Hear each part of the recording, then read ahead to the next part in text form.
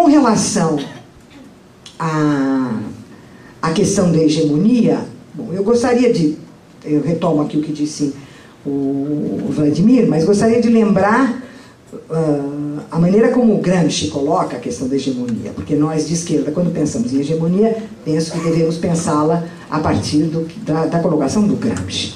Ora, o que o Gramsci diz é: a hegemonia não é uma ação partidária, a hegemonia é uma ação de classe. Ele fala na hegemonia burguesa na Itália e na necessidade de construir uma contra-hegemonia. Ele não propôs nunca uma hegemonia da esquerda, nem uma hegemonia dos trabalhadores. Ele propôs a contra-hegemonia. E tem um motivo para isso. O motivo é que Gramsci, não sendo um totalitário, não sendo um desvalido da esquerda, Gramsci sabia que hegemonia significa o exercício do poder por um conjunto de indivíduos, de uma classe determinada. Ele jamais propôs isso como revolução socialista e comunista, que os trabalhadores ocupassem o lugar da burguesia e tivessem hegemonia. Então, você entendeu o que é hegemonia.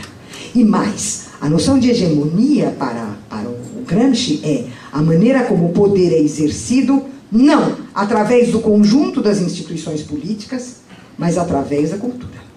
E quando ele propõe a contra-hegemonia, o que ele propõe é a contra-cultura. É desmontar o intelectual orgânico da classe dominante e criar o intelectual orgânico da classe trabalhadora, que é o próprio trabalhador. É o trabalhador que é um intelectual. Né? O intelectual não vem de fora da classe. É ele o pensador. Então, se você vai propor uma discussão sobre hegemonia, temos que fazê-la direitinho. Não dá para imaginar que hoje tem hegemonia dos banqueiros, amanhã tem hegemonia das empreiteiras, depois de amanhã tem a hegemonia do MST. Não é isso hegemonia.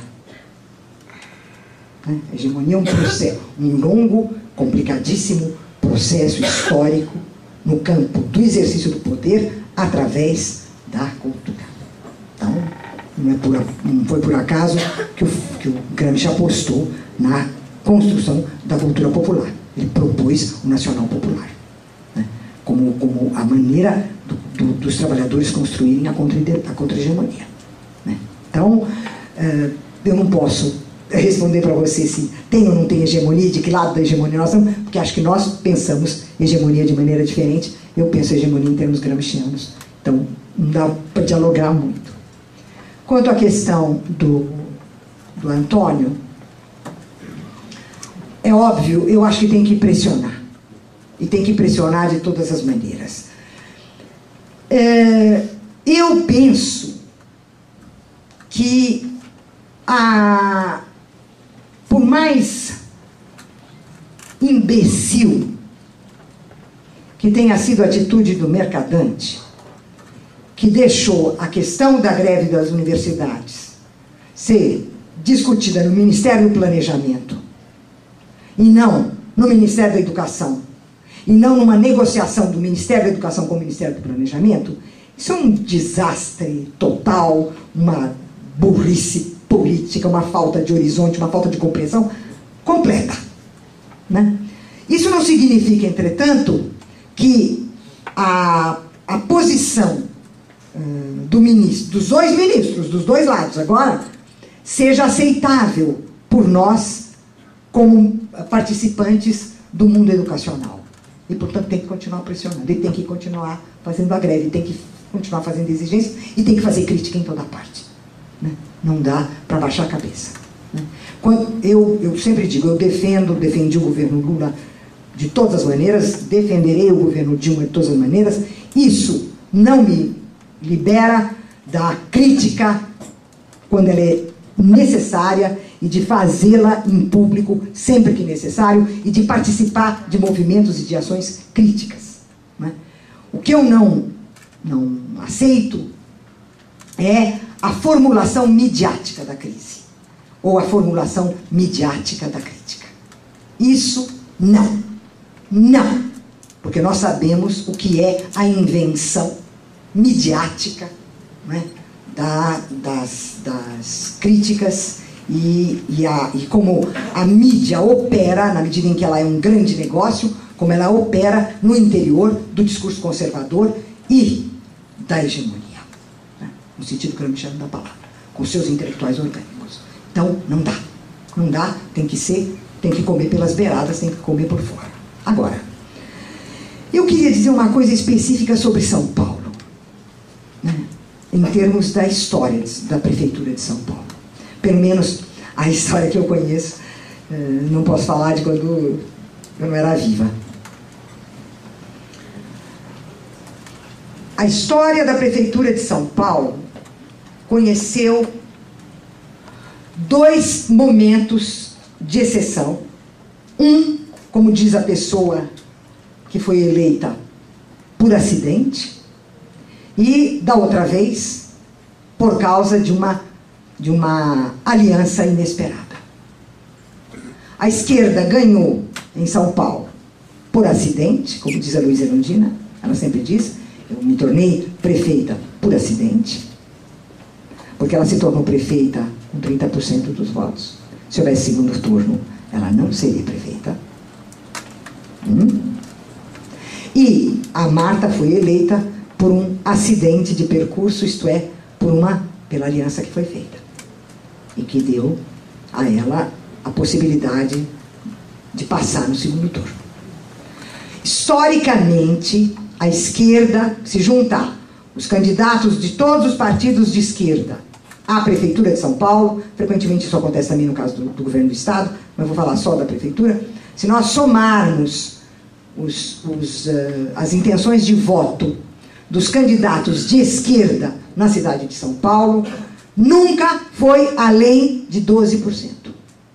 Nunca! Então, o fenômeno do russomano não é tão surpreendente para quem viu Jânio Quadros prefeito. Eu vi Jânio Quadros prefeito. Jânio Quadros, vocês sabem, o cara que proibiu a briga de galo, proibiu o uso de biquíni, que dizia filho porque quilo, o homem que sabia gramática, que sabia sintaxe, e que se apresentou como candidato popular da Vila Maria, no tempo que a Vila Maria era periferia. Porque hoje ela não é periferia mais, ela é centro integrado, mas ela era periferia. E ele era o homem que veio de longe, ele veio da Vila Maria. Então, para quem viu Jânio Quadros prefeito, o russomano fala porque calo. Não é uma coisa espetacular. Eu duvido que ele se eleja. Eu estou acompanhando de muito longe, por várias razões, o que está se passando. Eu não sei qual é o grau de consistência que o russomano tem para também enfrentar o pedaço, né? De todo modo, há uma tradição, e foi quando eu fiz na forma dos causos e da conversa e de uma certa brincadeira, como é que opera uma espécie de mentalidade paulistana, era disso que eu estava falando. Ou seja, não é só o eleitor do russomano, que é o eleitor popular, evangélico, né? Que foi o eleitor do Jânio Quadros. Mas eu vivi nessa São Paulo quando Adhemar de Barros foi prefeito. Povo de Votuporanga, vocês não sabem o que era o Adhemar de Barros como prefeito. Estava aí, tranquilos. Por que esse tipo de coisa acontece em São Paulo? Porque, como São Paulo é o lugar onde o capitalismo brasileiro se realiza, no estado de São Paulo e na cidade de São Paulo, a relação com o Estado é muito tênue. Você vai nos outros estados e a relação com o Estado é uma relação profunda, articuladíssima. Em São Paulo ela é muito tênue, porque a economia passa frequentemente ao largo do Estado. As questões sociais e culturais passam ao largo do Estado. Então, a presença das figuras conservadoras, profundamente conservadoras e reacionárias na Prefeitura de São Paulo, ou o fato de que faz mais de 30 anos em que nós temos Montoro, Fleury, Quércia, Fleury, Quércia de novo, Covas, Chuchu Beleza, Serra, Chuchu Beleza. Faz 30 anos. Ninguém prestou atenção que tem uma coisa que tem. A tangerina cresce no meu pomar, as aleias crescem nos jardins e o PSDB cresce no Palácio do Governo. Tudo da ordem da natureza. Alguém se deu conta que faz mais de 30 anos que eles estão lá? Eles não estão lá de graça. E eles não estão lá porque hoje tem uma onda conservadora. Eles estão lá porque a sociedade brasileira é autoritária. Eles estão lá porque a sociedade brasileira é autoritária. Eles estão lá porque a sociedade brasileira é autoritária. Eles estão lá porque a sociedade brasileira é autoritária. Eles estão lá porque a sociedade brasileira é autoritária. Eles estão lá porque a sociedade brasileira é autoritária. Eles estão lá porque a sociedade brasileira é autoritária. Eles estão lá porque a sociedade brasileira é autoritária. Eles estão lá porque a sociedade brasileira é autoritária.